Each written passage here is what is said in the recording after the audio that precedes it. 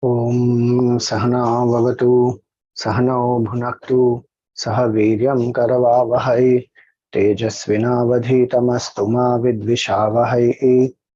Om Shanti Shanti Shanti. Om Satchidananda Rupaya Vishvotpattyadihetave Tapatraya Vinashaya Shri Krishnaya Vayam Namaha. समस्तजन कल्याणे निरतं करुणामयं नमामि चिन्मयं देवं सद्गुरुं ब्रह्मविद्वरम्. Hari Om, salutations to all. So welcome back after a long break. We are doing Srimad Bhagavatam, Canto 4, and in that we saw this Canto 4 has 4 parts. Dharma, which was explained through the prasang of Sati and Daksha and Bhagwan Shiva. Then we have Artha, so that was described through the prasang of Dhruva. Then we have Kama, which was described through the prasang of Raja Prithu. And now we have Moksha, that will come through the prasang of the Puranjana Vyakhyana.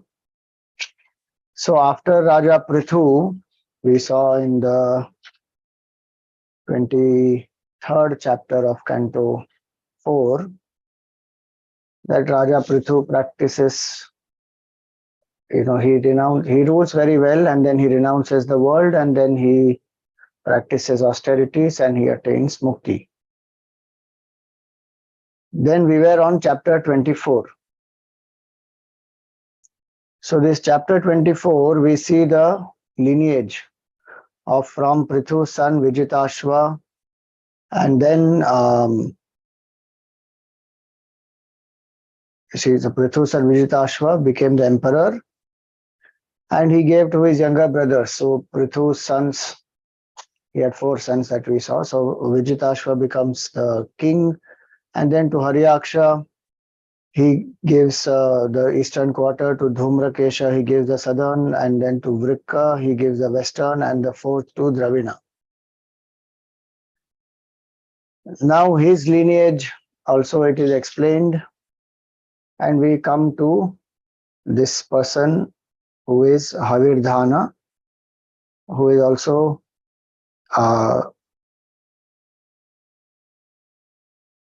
so through Havirdhana, Barhishad, Gaya, Shukla, Krishna, Satya, Jitavrata, they are born. And Barhishad is the eldest son of this Havirdhana, and he does yajna, a huge yajna, because of which there are these, the Kusha grass has grown pointing in the east direction, so he gets the name also as Prachina Barhi. Now, this Prachin Barhi had 10 sons, and these are called as Prachetas.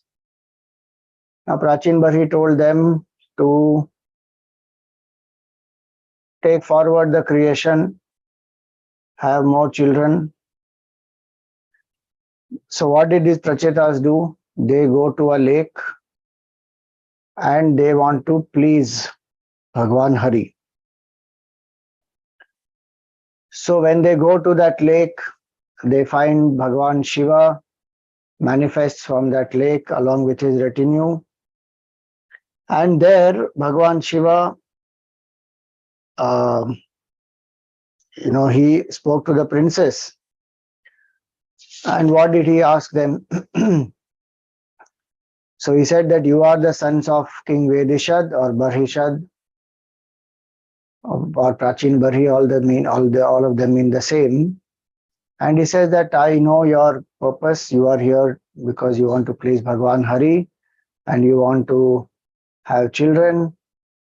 And he says, out of my grace that I have manifested here, may all be well with you now that you have had my darshan. And he says that those are, though he indeed is supremely dear to me, who has directly taken refuge in Lord Vasudeva, who is beyond a manifest and beyond the unmanifest, consisting of the three gunas and the spirit known by the name of Jiva. Now he helps them by singing a glory of Bhagwan Hari. And that glory of Bhagwan Hari, he describes first the glory of the Lord, then his form, and then how to meditate on it. So that's where we are on chapter 24 of this fourth canto. So he begins. So this stuti that Rudra Bhagwan gives, Lord Shiva is singing the stuti of Bhagwan Hari or Vishnu Bhagwan. Many places you will see in our scriptures the Lord. So Hari will sing the glory of Vishnu and Vishnu will sing the glory of Hari, because each of them are the Ishtadevatas of the other. Now, so here it is. First he understands, so the beginning portion of this stuti is the description of Bhagavan, not as a form. That form one comes as the second part. The beginning part of this stuti is where the Lord is described as the Atma. Jitam ta Atma vidhuryastvastaye swastirastu me bhavata radhasa radham sarvasma atmane namaha.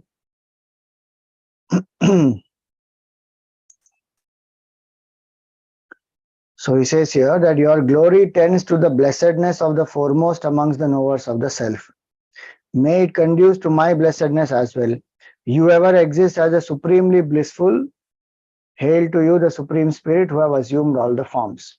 So as the Atma, the Supreme Lord alone is the truth, and that alone has become this entire universe. So he says, glory be to you.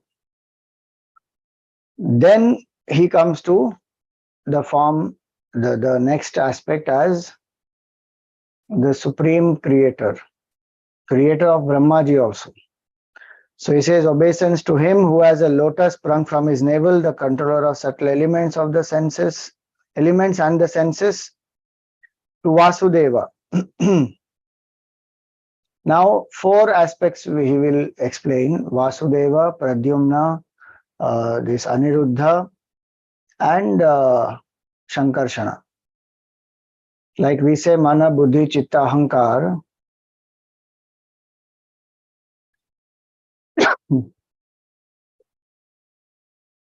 In the individual mind, we say Man, Buddhi, Chitta, Ahankar, they are the four aspects of the subtle body.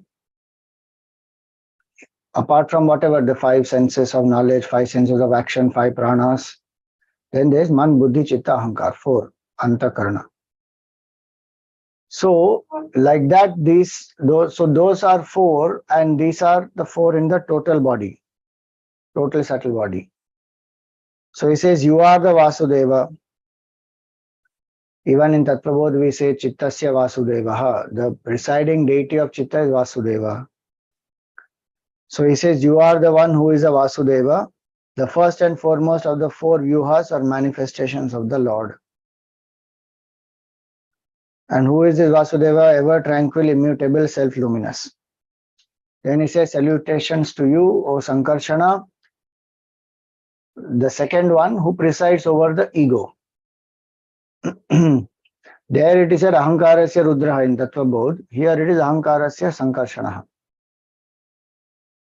So the Devtas names can keep changing, and Devtas possible, the responsibilities also can keep changing, and depends on different cycles of creation also. So don't get confused, Rudra or Sankarshana. It can be both. Anyway, just now we saw Bhagwan only became all the forms. So how does it matter? Now, who is Sankarshana? He is unmanifest and infinite and destroys the universe by fire issuing from his mouth at the time of universal dissolution. And then the third is Pradyumna, from whom comes the highest knowledge of the world and who presides over the intellect. So he is the presiding deity of the Buddhi.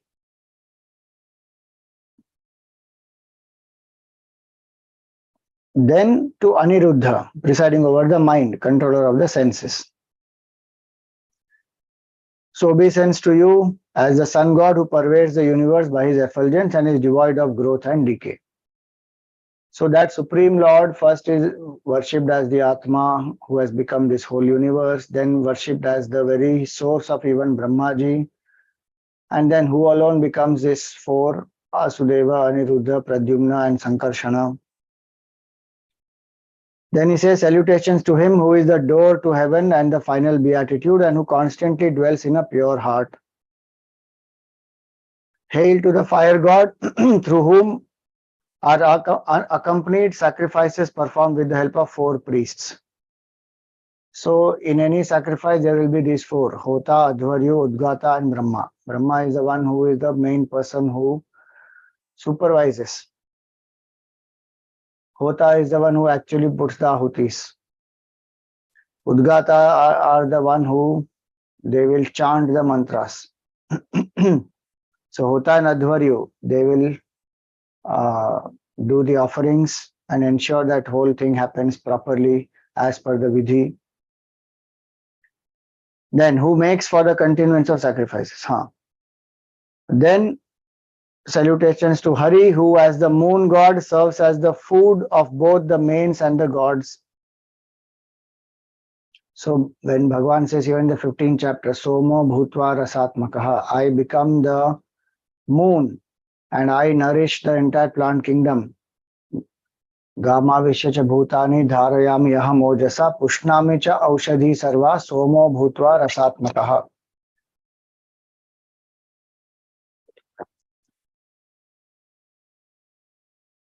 So he says that salutations to you who as the moon god serves as the food of both the mains and the gods. Again salutations to the Lord who in the form of water gratifies all embodied beings, who appears as the bodies of all living beings as well as the cosmic body and who takes the form of earth. Then salutations to you who sustain all the three worlds are endowed with the strength of the mind, senses and the body. Who as either supplies a clue to the existence of the objects through the attribute of sound and provides a basis for the conception of inside and outside. So through space only we see everything is accommodated in space and based on certain boundaries. So if there's a pot, so then inside the pot, outside the pot. So inside space, outside space, all that happens. And that very pot also is in space. So all that is made possible. So basically space, air, fire, water, earth, all that also for us is divine. It is not just some, five elements born from nature and which are inert. That is the view of the material scientist or of the the other philosophers or the Western view of life of this world. But our culture says even these five elements are appearances of the Lord, so they are divine. Then so all the three worlds, so not only the five elements constituting the gross manifest universe, but all the higher worlds also. So here he says salutations to him who is also the sacred sphere of great splendor, that is heaven, who in the form of worldly activity and activity carried on retirement, leading severally to attainment of the world of mains and the region of gods, and who also in the form of death, which is the fruit of unrighteousness and causes pain. Now what does this mean here? See the shloka here. Nama punyaya lokaya amushmai bhuri varchase. Pravrittaya nivrittaya pitrudevaya karmane namo adharma vipakaya mrityave dukkhadaya cha. So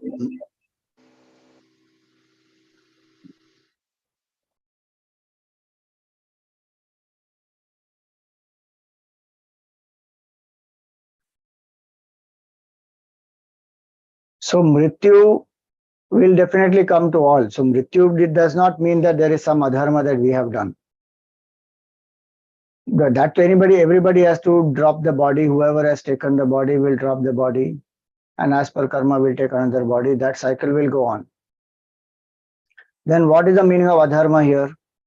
One who goes through pain at the time of death is a result of that pain is a result of some adharma which has been done.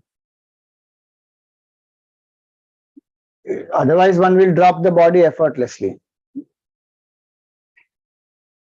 That's what the scripture is saying. And which is also the fact, because the punya, when it is done, the mind will be in a very sattvic state, in a higher state of detachment, in a higher state of devotion also. And that mind will drop and go. Now, obviously, the point here is not to think that if somebody went through pain, that person is a dharmic person. No, that can be result of some adharmic karmas or negative karmas one has done in the past at some point in time. Those actions give that result. It's not that the person is completely adharmic. Like even a very healthy person at some point in time may fall sick. Again, one will recover. Same way, we as jivas who are evolving, we must have done somewhere some karma which is negative, and maybe that is giving result now, or that is fructifying now. So at the time of death, that jiva can go through a certain pain. Otherwise, the jiva will just depart. If the jiva has done punya karmas or the punyas are fructifying, then the jiva will depart effortlessly or with no pain. So here it is. That's why he says here that namo adharma vipakaya. Vipaka means fructifying. So if adharma is fructifying, mrityave dukkhadaya cha. For a devotee, even death is Bhagwan only. Sorry. So there is no fear. Like in the Gita also Bhagwan says, Kalosmi loka kshayakrit pravriddha. I am the time which is engaged now in the destruction of the whole, worlds, all worlds. Loka kshayakrit pravriddha.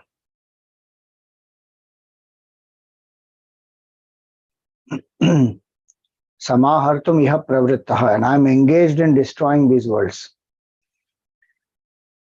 So death also is nothing but Bhagwan in another form. Life also is appearance of the Lord in any form, in all the forms that we see around us. So he says, salutations to you who also become death. Then he is the karmaphala data also. Namasta ashisha misha manave karanatmane namo dharmaya brihate krishnaya kuntha medhase. So he says that salutations to you, O Lord, who yield the fruit of all actions and are omniscient. Bhagwan is all knower. So whatever karma phala he gives is the best for us. So the reason why omniscient and karma phala data have been put together in the verse is for us to understand that we can do only our karma, the result comes from the Lord.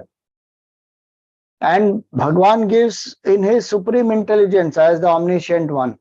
The Lord will give the result for the benefit of the jiva. Bhagwan is a well-wisher of the jiva. There is no one else who is greater well-wisher than Bhagwan. And unfortunately, we curse that supreme well-wisher of ours just because some desire is not fulfilled, or just because we go through some pain or some disappointment, some sorrow, which is a result of our own karma. Bhagwan gave us the buddhi, Bhagwan gave us the choice, he gave us the environments, he gave us the people, he gave us everything. We are to make with our life what we will. He gave knowledge also, he gave everything. Then it is up to us, but we won't take out that responsibility. And just because we don't remember which karma of the past we have done for which we are getting result now, we think that God is sitting up somewhere and then is writing the destinies of people. And then when any difficulty comes, then we curse that Lord, saying, what God, which God? I don't believe in any God. I worshipped him for so many years, and this is what I get in return. Arey, Bhagwan is the karma phala data. He will give what results are due, and he doesn't do partiality in that. If a devotee also eats some stale food, food poisoning will happen to that devotee. Now the devotee can't say, I'm a devotee of Bhagwan, I should not get food poisoning, or somebody else should get food poisoning because they are not devotees. Why should I get food poisoning? That is stupidity. Natural laws will work the same for all, including Bhagwan himself, who undergoes the, voluntarily, of course, in his choice, in his case, he goes through it by his choice, the laws of the universe. But as jivas, we get the result of what we have done. So Bhagwan in his omniscience knows what is the best for us. Then he says, salutations to you in the form of Sri Krishna, who is the supreme virtue personified and is possessed of unobstructed wisdom. See that. Krishnaya kuntha medhase, Purushaya Puranaya Sankhya Yogeshwaraya cha. He is the Supreme Purusha, the most ancient one, as well as the Lord of Sankhya and Yoga. Sankhya here means contemplation on the truth, and Yoga here means all the preparatory methods, which is Karma, Bhakti, Jnana, Raja Yoga, all the four. Now think about it. What does Bhagwan, the Rudra Bhagwan is saying this, Namo Dharmaya Brihate. Krishna is the very embodiment of all dharma. Just like we say Ramo Vigrahavan Dharma, same way here it is Krishna also is the embodiment of dharma only. Again we misunderstand Bhagwan and then we say that, oh, Krishna Bhagwan did so much of manipulation, cunningness and adharma in the Mahabharat war, and so this Mahabharat war Pandavas were able to win, and because he used adharma to win over the Kauravas, finally it is the victory of adharma over dharma. That is all stupidity. One has not understood what the Mahabharata war is about and what was done in that war, why it was done, and how it was on the basis of dharma only. There is no adharma involved in that Mahabharata war from the Pandavas side. We have limitation of understanding, then we say that means can justify the goal, and Krishna, spoke very, Krishna Bhagwan did use unfair means for the goal, which is to establish dharma. So sometimes we have to do that. There is no other choice. Nothing like that. Based on dharma only the whole war was fought. And when the rules of the war were completely broken up by people, then there is complete, what you call as lawlessness. Then one can't blame only Krishna Bhagwan for it. And more importantly, Bhagwan, as a karma phala data, every jiva got the karma phala of theirs. Nobody can stop that or prevent that. Karna forgot the vidya that was learned by him from Parshuram because of his own karma and the curse of Parshuram. And he was the first one who attacked Abhimanyu. Amongst all the warriors who together plotted and killed Abhimanyu, when the rule of the war is one warrior will fight against only one warrior. There were so many Maharathis who got together and killed Abhimanyu. It is his karma phala that he got. Bhishma got his karma phala. Who told Bhishma to drop the arms in front of Shikhandi? That is his oath. In a war, you can't be so emotional. The enemy is not going to think that, okay, now that is your vow, so I will respect it and I will not fight. The enemy will use that as a strategy and finish. And who had given that solution? Bhishma only had given that solution to the Pandavas. Keep Shikhandi in front of me. Now, same way you analyze each one. Dronacharya also. Who told him to stop fighting? It was his choice. Even if Bhagwan blew the conch at that point in time, so what? Let the conch get finished. Then again he can call Yudhishthira and ask, who died? Elephant or my son? Each of them, if you analyze. So we can't say that Bhagwan Krishna did adharma. He is an embodiment of dharma alone. The responsibility of each warrior's death is their own responsibility. It is their karma. Bhagwan is a karma phala data. Who told Jayadratha to look up when that sun is under eclipse? Nobody told him to look up, but he in his excitement looks up. Arjun finishes him. And it is an eclipse. It is not some disk which has gone up and covered the sun for temporary. It's a proper documented eclipse. 3 eclipses happened that time and during that 18 days. It's a very rare instance. So it's an eclipse. Now, if that basic knowledge is not there and this Jayadratha out of his excitement, he goes and he wants to celebrate. Now Arjuna has to enter the fire because sun has set now. There's a huge difference between sunset and an eclipse. That much has to be known clearly. So anyway, the point is, when Bhagavatam is saying this, we have to understand why Bhagavatam is saying this. It's not because there's some bias. That, because this Bhagavatam and glorifies Krishna and glorifies Vishnu, so they will always say only goody things, but the fact is something else. It is not like that.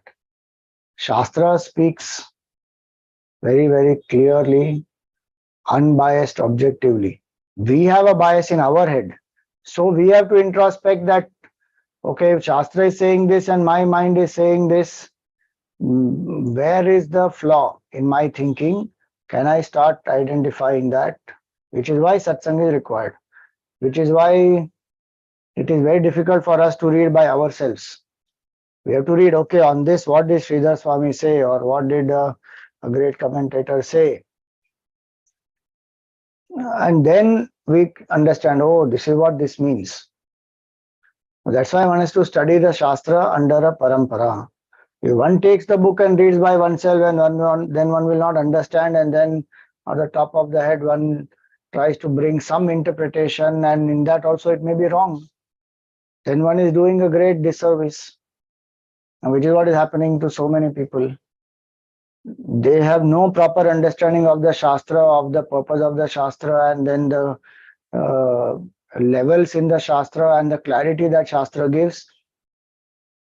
They have not even studied it properly. Some superficial study one has done, and then one starts writing books and creating opinions and influencing the minds of people. So Bhagavatam very clearly says, Namo Dharmaya Brihate. Salutations to the one who is the great personification of Dharma itself. Who is that? Krishnaya Akuntha Medhase. Whose medha is not kuntita, whose medha is not obstructed. Unobstructed wisdom is his true nature. So Purushaya Puranaya Sankhya Yogeshwaraya Cha, and he is the Lord of the 4 yogas. How will that Lord of the 4 yogas do any adharma there? Shaktitraya Sametaya Medushe Ahankritatmane Cheta Akuti Rupaya Namo Vacho Vibhutaye. So he says, as the Rudra, you preside over the ego and are endowed with the 3 potencies, doership, instrumentality, and activity. Obeisance to you who, as Brahma, the creator, are knowledge and activity personified, and from whom proceeds the vast wealth of speech, Vacho Vibhutaye. Now this is all the description of the gunas of Bhagwan, of the karma of Bhagwan. Now comes the roop of Bhagwan. So he says, we pray, bless us who are keen to behold you. Darshanam no didrukshrunam dehi bhagavatarchitam. And this form of yours is which is worshipped by all the great devotees. Please reveal that beautiful form. Rupam priyatamam swanam sarvendriya gunanjanam. And that form is that which will delight the senses. So before we learn to withdraw the senses, we should know to feed the senses and satiate them, satisfy them. So that, and do it in a way in which they don't get more excited, but they get subdued. So in the world, when we enjoy, that will excite our senses, and the senses will become more extrovert with that, and they will deplete the energy of the individual. And also what will happen, these senses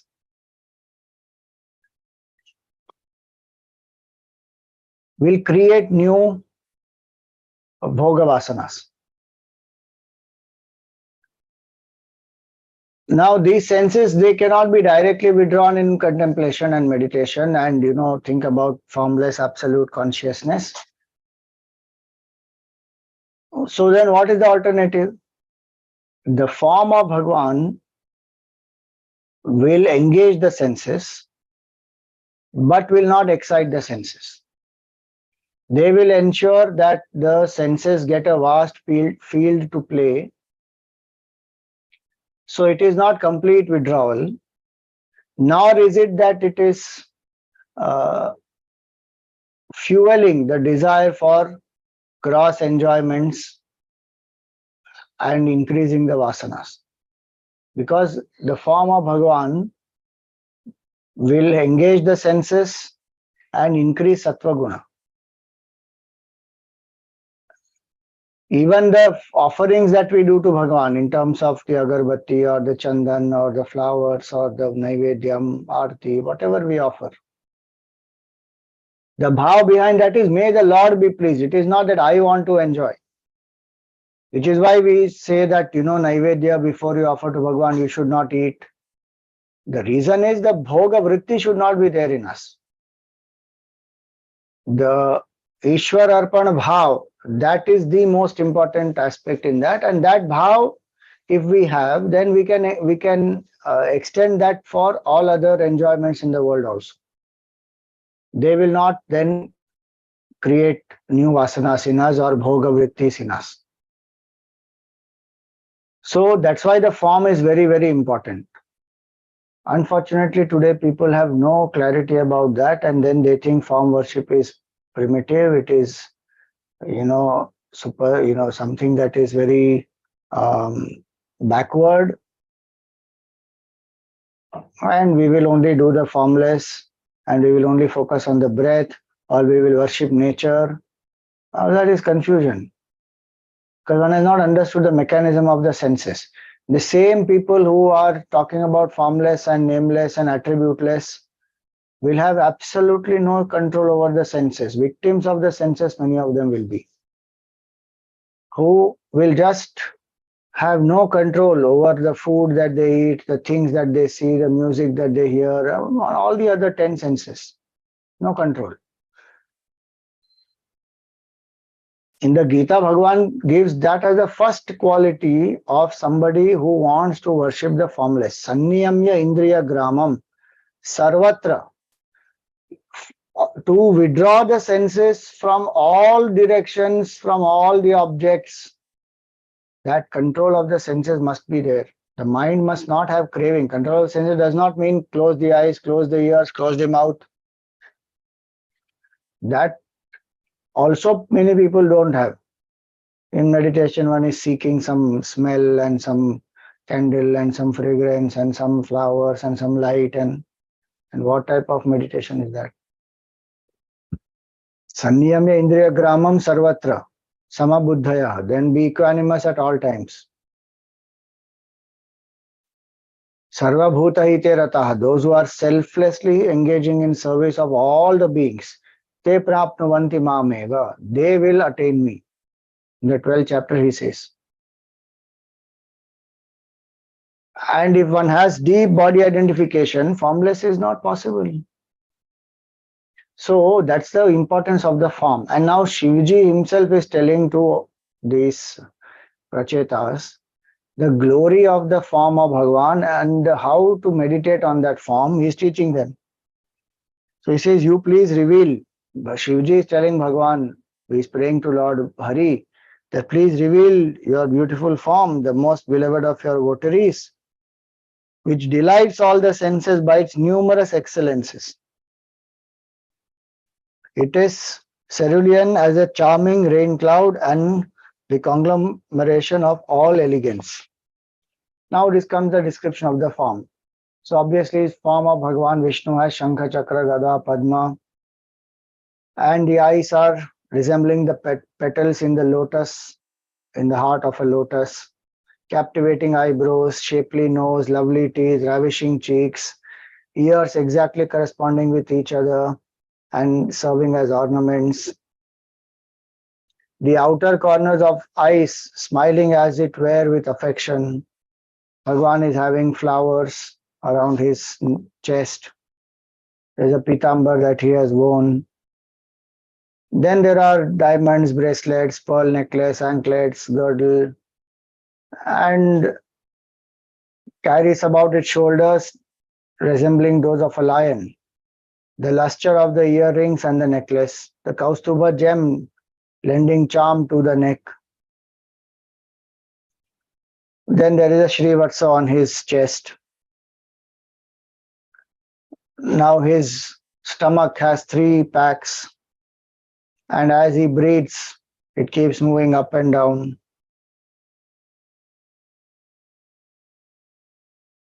Then the feet are shining as the petals of an autumnal lotus and driving away the darkness of our heart by the splendor of their nails. So this is the full form of Bhagwan. So he says, reveal to us that form as your very essence that has dispelled the fear of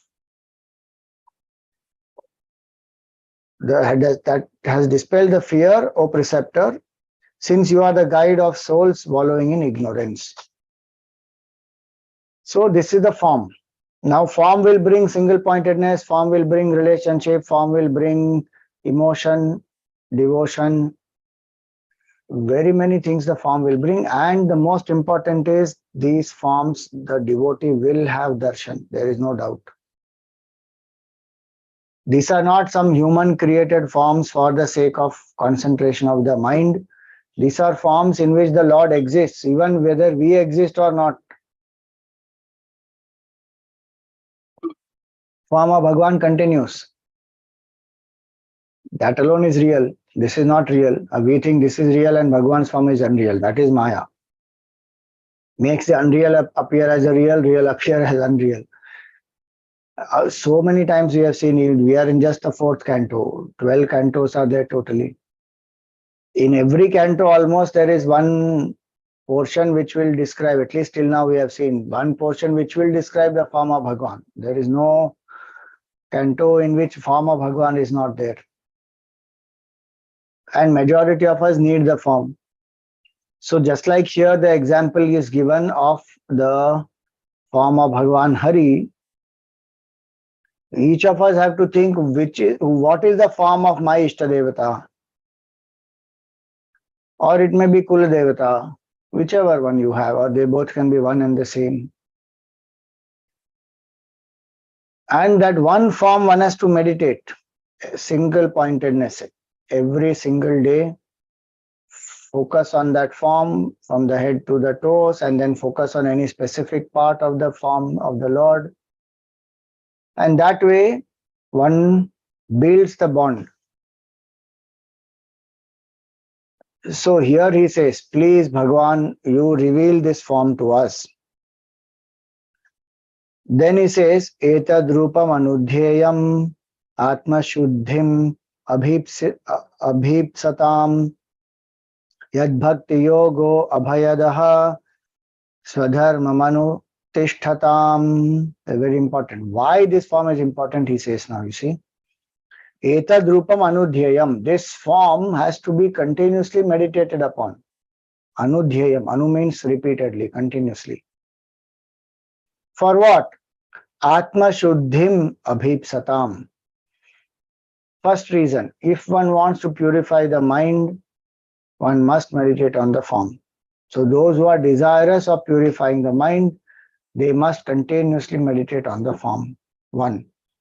2.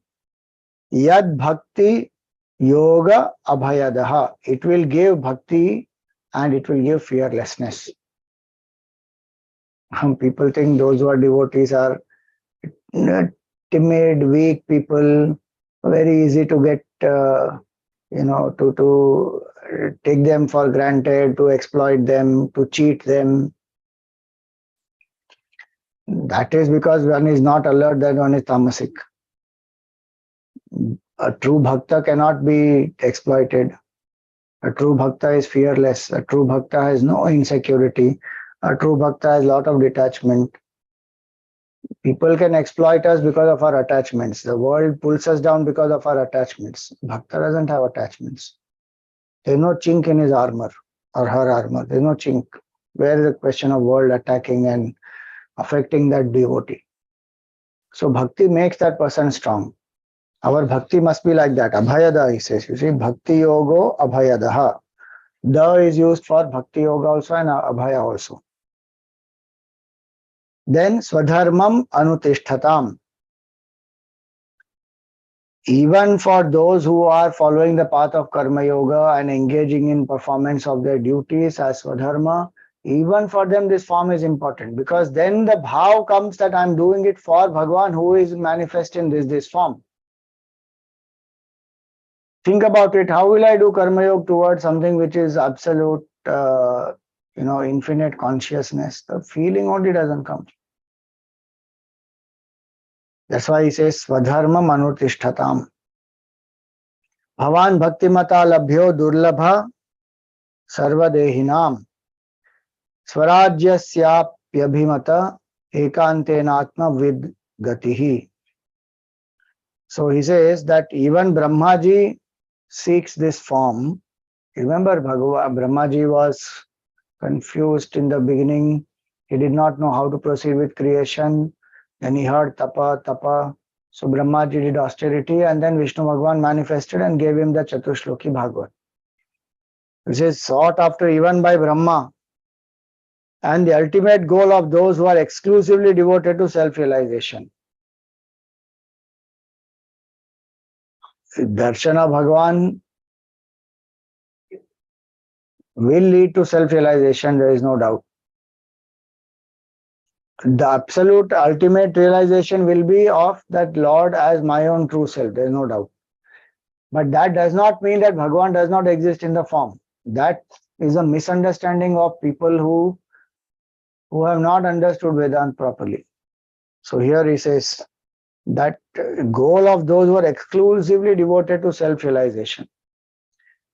In that, self-realization can also mean from Dvaita standpoint going to the abode of Bhagavan, being his servant at all times, or being a part of the whole. That is possible, no doubt. But here he says swarajyasyapi abhimata. That swarajya is self-realization, which is the Atma. So he says, even those who are seeking that self-realization, this is the goal for them. And you are attainable by him who is full of devotion and are difficult to access to other mortals. So what makes it easy to have darshan of Bhagwan is bhakti. Then he says, having propitiated through exclusive devotion, hardly attainable even by the virtuous, you who cannot be easily propitiated, who will seek anything other than the soles of your feet. Meaning, those who surrender to the divine feet of the Lord, for them this becomes very easy, for others it is very difficult. Meaning, complete surrender has to happen. Though destroying the universe, even with his brows contracted as a token of his majesty and energy, death does not recognize the soul who has taken shelter under those feet as subject to his authority. It is said the whole creation is like the Bhrikuti Vilas of Bhagwan. Bhrikuti Vilas means the play of the eyebrows. How effortlessly we just lift the eyebrows and bring it down. Like that, the creation manifests and gets destroyed just like the Bhrikuti Vilas of that Supreme Lord. The whole universe we saw, Bhagwan only becomes death and destroys the whole universe. And then here specifically it is said, death will not scare a person who has taken refuge of the Lord. See here when we say death does not recognize the soul, it does not mean that that soul will not die. But there is no fear. Why? Because I am at the feet of Bhagwan. He knows what is the best. Body has to be dropped, one will drop. No fear. No anxiety. Oh, what will happen after death? Who will be there with me? Nothing. Bhagwan is there. Now also Bhagwan will be there afterwards also. And of course, if that person has attained oneness, then so there is no question of any fear. He says, I am not prepared to equate the enjoyments of heaven nor even freedom from rebirth, much less the blessing sought by mortals. Meaning, compared to bhakti, even all this is nothing. Heaven, freedom from cycle of birth and death, and all this power, pleasure, popularity, prestige in this world. He says, none of that I am prepared to equate. Meaning nothing comes anywhere close to that surrender to Bhagwan and devotion to the Lord. So he says, may we enjoy the company of those whose sins have been washed away by immersing their souls in listening to your glories, and their body in the Ganga flowing from your feet. Meaning, may we have company of Sat Bhaktas, such sadhakas. And he says, may this be the boon to us. The contemplative soul whose mind is neither distracted by external objects nor loses itself in a spell of drowsiness. See, this is what happens to us now, vikshepa and then sleep. So now see here, that's what he says. Na yasya chittam bahirartha vibhramam. One whose mind is not wandering, tempted by external objects. Tamo guhayam cha, or feeling drowsy and sleepy. Why these two are not happening? Cha vishuddham avishat. Because the mind has been purified. Yad bhakti yoganugrahitam anjasa munihi vichaste nanu tatra te gatim.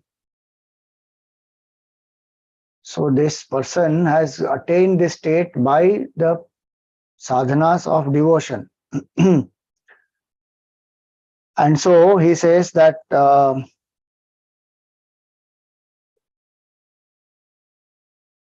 such devotion if we get, then easily and surely one succeeds in realizing your true nature at this stage. See, the power of bhakti is this.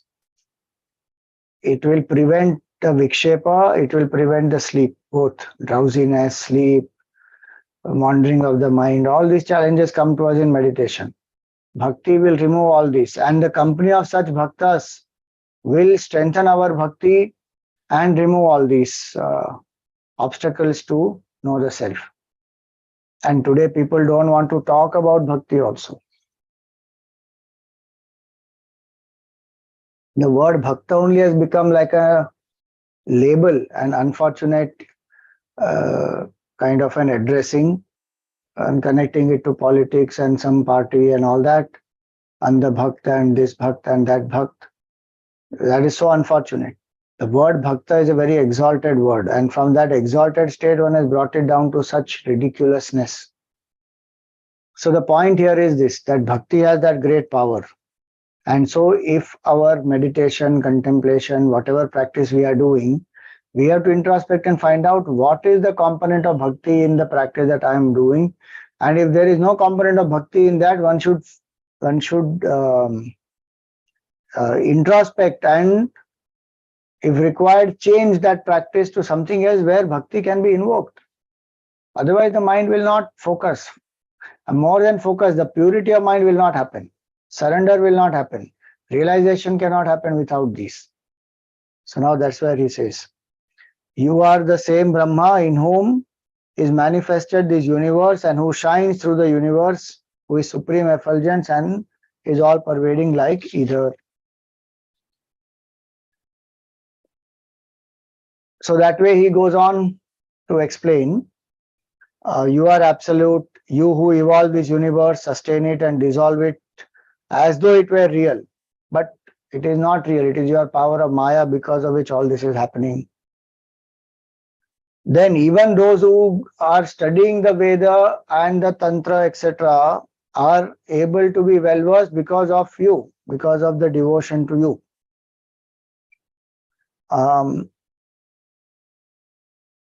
Who are devoted as they are to the faith of action and imbued with faith, duly adore for perfection through a network of rituals this very embodied form of yours, which is hinted by 5 gross elements, the Indriyas and the mind. So even the rituals one is able to do, and through that some punya, and through that some whatever higher states, all that is happening because of you. You are the one primeval person whose energy in the form of Maya lies dormant before creation. Then during creation it is Maya which will manifest as the Sattva, Rajas and Tamas, becomes differentiated, and all the things subsequently, Mahatattva and then the Panchama Bhutas and all the bodies, subtle bodies, gross bodies, objects, everything is created. Meaning you are the source of all. And it is you only who are appearing as the 4 types of jivas also. The jivas which are born of sweat, moisture, the jivas which are born of the womb, the jivas which sprout from the soil, and jivas were born from the egg. Sondaja, Svedaja, Jarayuja, Udbhija, all the 4. It says you only have become all the 4 types of jivas. And so it is therefore that they call that ray of your being residing in the body as the Purusha or the Jiva, which because of the play of Maya and ignorance thinks of itself as the finite, but it is actually the infinite. So finally he concludes here by saying that your nature can only be inferred, it cannot be directly perceived.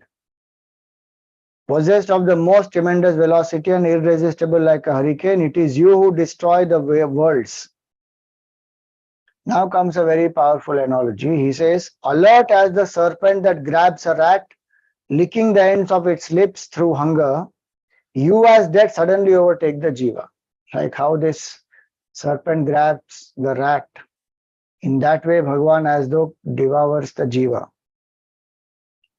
who is utterly careless about his goal, engrossed as he is in the thought of the worldly objects, and being totally given up to the pleasure of senses, is seized with inordinate greed.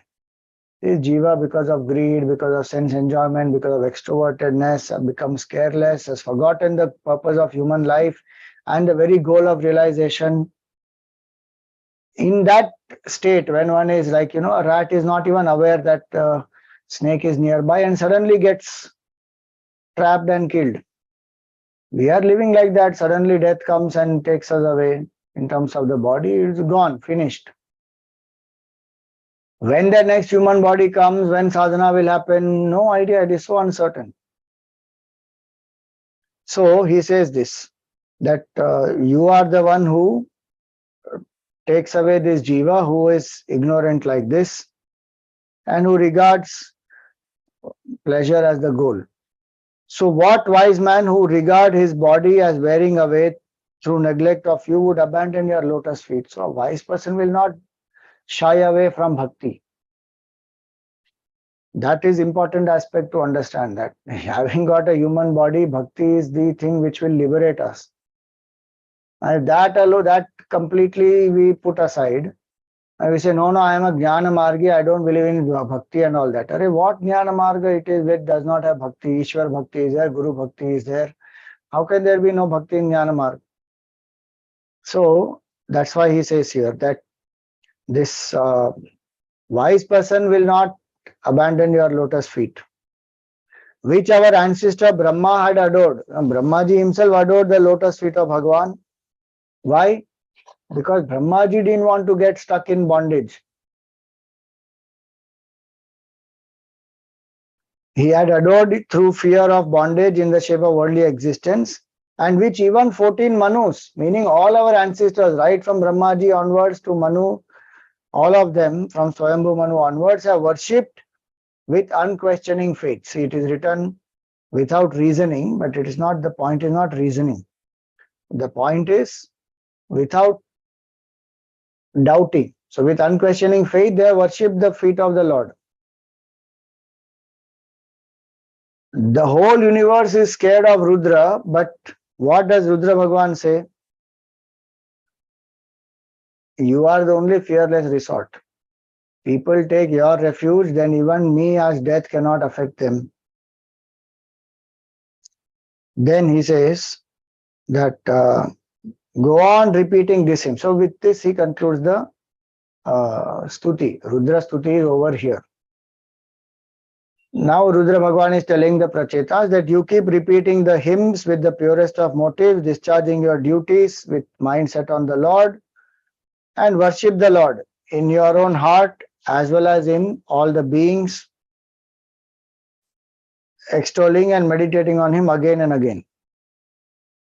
This hymn is called as Yoga Desha. See the verse number 71.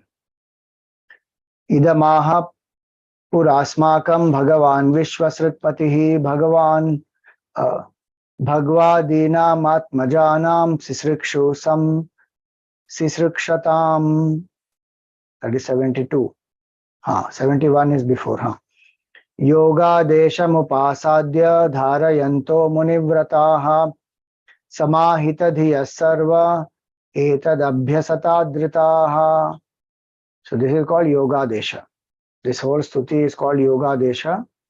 He says, Upasadya, having heard this, you grasp this. Dharayanto Munivrataha. You are munis who will stick to their vrata of propitiating the Lord and pleasing him. So he says, you go on repeating this with purest of motives. Then, having received this Yoga Desha, retaining it in your memory, repeat it reverentially, all of you with a concentrated mind, observing the vow of hermits, meaning living in brahmacharya, tapasya, all that. Intent on multiplying his progeny, it was the glorious Brahma who taught it at the dawn of creation to us. His mind-born sons, Bhrigu and others, all of whom were keen to push the creation forward. So this stuti was given by Brahmaji in the beginning of the creation to all of them, all his mind-born children, and also Rudra Bhagwan must have heard it. So those who want children, for them this stuti will be helpful. In general also this stuti, as you will see, the Falashruti comes now, that whatever one desires, one worships Bhagwan with this kind of a bhav and with this kind of surrender, one will be blessed with that. Here specifically it is because they were told to produce more children.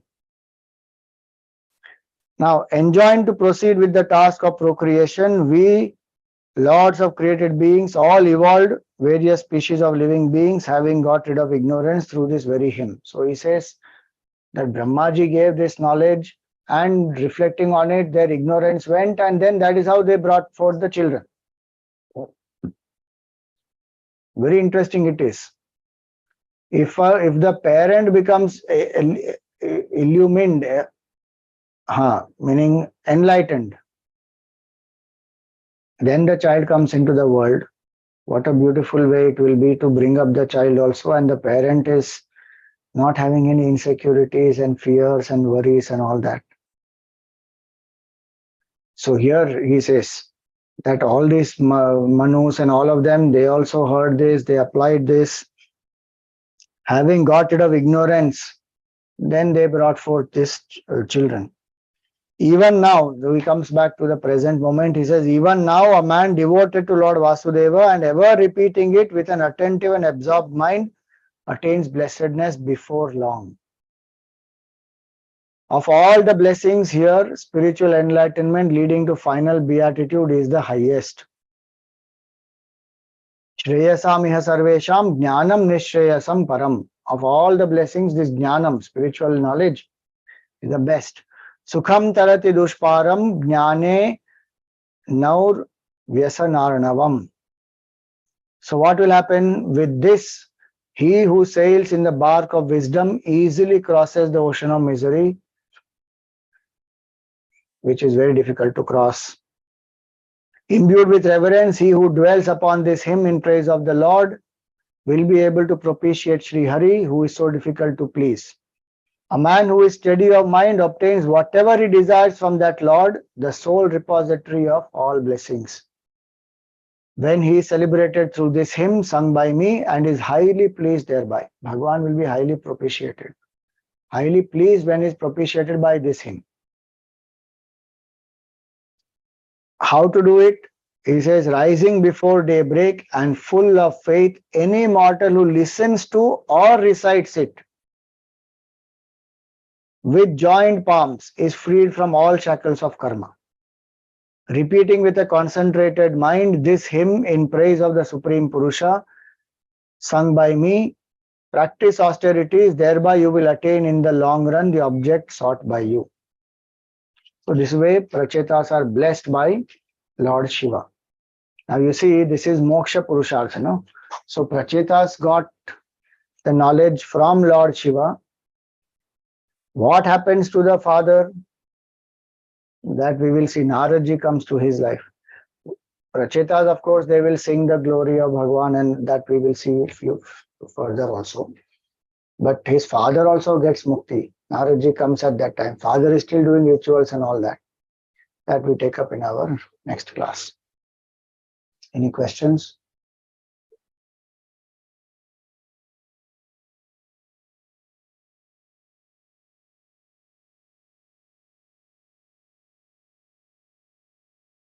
Okay, so let's do the arati.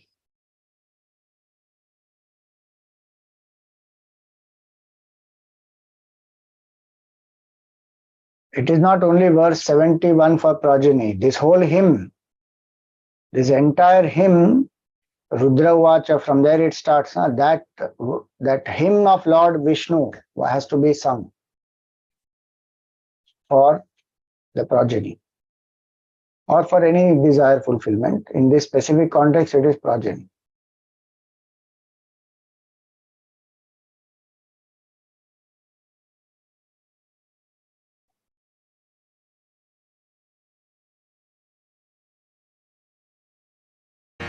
मंगल आरती प्रिया प्रीतम की, मंगल प्रीति रीति धूम की, मंगल कांति हसनी दसलन की, मंगल मुरली दीना धुन की, मंगल आरती।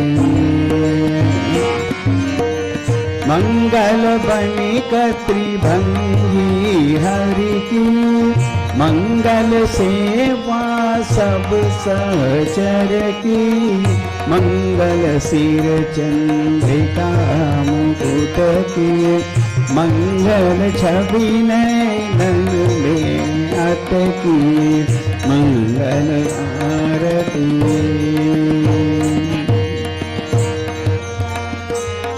पभी अंग अंग की, मंगल गौर श्याम रंग की, मंगल अति कटि पियरे पट की, मंगल चितमयी नागर नट की, मंगल आरती। मंगल शोभा कमल नयन की, मंगल माधुरी मृदुल पैन की, मंगल वृंदावन मद अटकी, मंगल क्रीडन जमुना तट की, मंगल आरती। मंगल मंगल चरण अरुण तरुवन की, मंगल करणी भगति हरिजन की, मंगल जुगल प्रिया बावन की, मंगल श्री राधा जीवन की, मंगल आरती प्रिया प्रीतम की, मंगल प्रीति रीति डोल की, मंगल आरती मंगल आरती। राधा वर कृष्णचंद्र भगवान की जय। ओम न तत्र सूर्यो भाति न चंद्र तारकम, नेमा विद्युतो भान्ति कुतो यमग्निः, तमेव भान्तमनुभाति सर्वं, तस्य भासा सर्वमिदं विभाति। सद्गुरुनाथ महाराज की।